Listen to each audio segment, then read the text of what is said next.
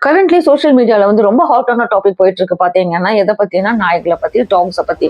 அதுலயும் இந்த விஜய் டிவில வந்து நீயா நானான்னு ஒரு ப்ரோக்ராம், அதுல வந்து இந்த நாய்களை பத்தி டிபேட் பண்ண வச்சாங்க. அதுல இருந்து இந்த டாபிக் வந்து இன்னும் ஃபயர் வச்சு விட்ட மாதிரி ஆயிப்போச்சு. நீ நான் அதெல்லாம் விடுங்க.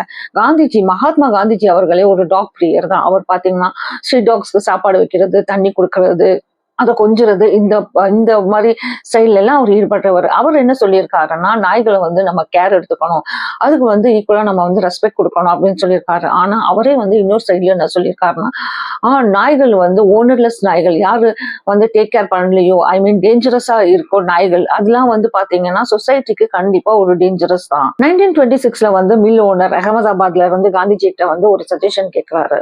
என்ன கேட்கிறாருன்னா, என்னுடைய ஸ்ட்ரீட்ல வந்து 60 stray tax means 60 stray tax இருக்கு, அது வந்து வைல்ட் அனிமல்ஸா சுத்திக்கிட்டு இருக்கு, அதுக்கு நான் என்ன பண்ணணும்ன்ற மாதிரி கேட்கிறாரு.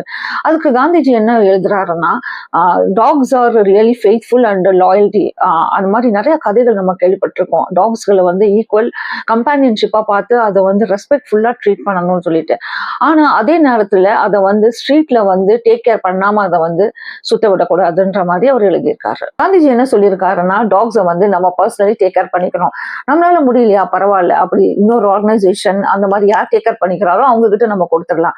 இன்னொரு சைடு அவர் ரொம்ப அழுத்தமா சொல்லியிருக்காரு காந்திஜி, ஹியூமன் லைஃப்க்கு வந்து டேஞ்சரா தெரியுதுன்னா டாக்ஸை வந்து கொல்றதும் தப்பு கிடையாதுன்ற மாதிரி சொல்லியிருக்காரு. அட்லாஸ்ட் மகாத்மா காந்தி என்ன சொல்லி முடிச்சிருக்காருன்னா, டாக்ஸை வந்து நாய்களை வந்து கொல்றது வந்து பெரிய பாவம், ஆனா அந்த நாய்களே வந்து ஹியூமனோட லைஃப்க்கு வந்து ஒரு த்ரெட் ஆயிடுச்சுன்னா அதை வந்து கொல்லாம விடுறது வந்து இன்னொரு பெரிய பாவம் அப்படின்ற மாதிரி சொல்லியிருக்காரு. என்னை பொறுத்த வரைக்கும் மீடியாவை விடுங்க. மீடியா வந்து எப்பயுமே சில விஷயத்த வந்து நேரத்துக்கு ஏற்ற மாதிரி மேலும் கீழுமா தான் மைட் பி அது டிஆர்பி கூட பண்ணலாம்.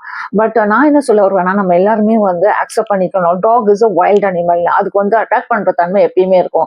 காலகாலமா அது வந்து ஒரு வேட்டைக்கு தான் பயன்படுத்திட்டு இருந்தாங்க.